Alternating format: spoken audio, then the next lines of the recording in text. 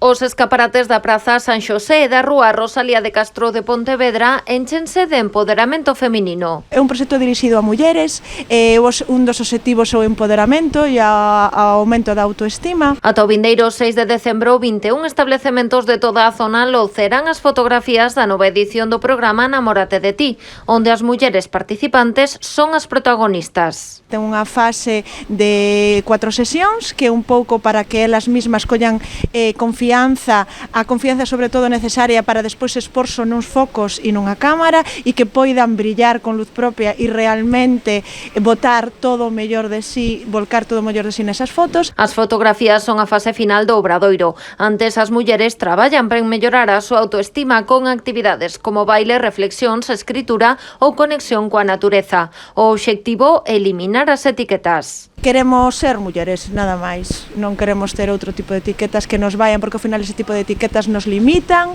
e nos clasifican cara fora. E non queremos vivir libremente e poder desempeñarnos a nosa personalidade propia, non? Entón vai un pouco nesa línea. A escolla desta zona da cidade para presentar a exposición non é casualidade.